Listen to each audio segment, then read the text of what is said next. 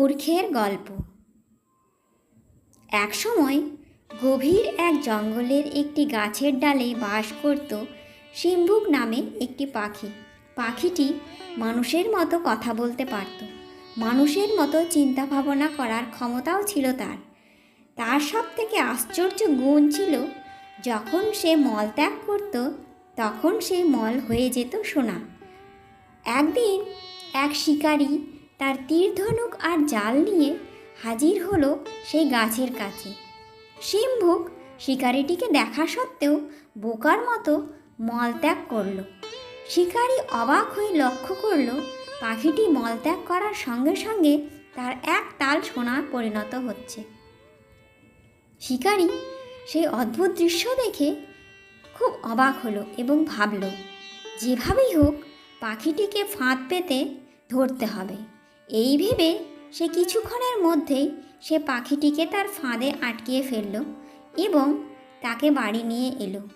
বাড়ি এসে সে ভাবল, এই পাখিটি অসাধারণ গুণী পাখি, কিন্তু কে পারবে এর উপযুক্ত দাম দিতে?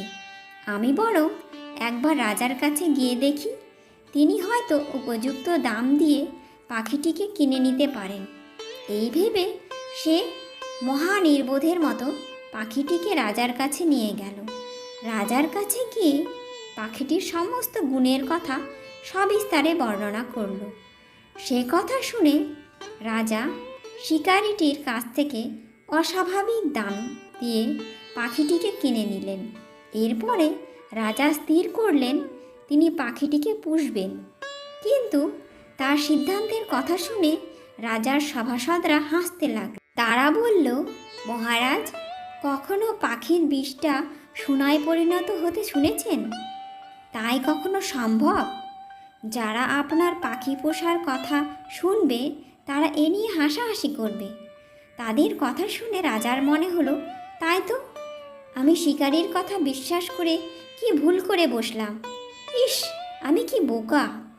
লোকের সমালোচনার হাত থেকে রেহাই পাওয়ার জন্য বরং পাখিটিকে ছেড়ে দেওয়া অনেক ভালো। এই ভেবে রাজা পাখিটিকে খাঁচা থেকে মুক্ত করে দেওয়ার জন্য তার লোকেদের আদেশ দিলেন।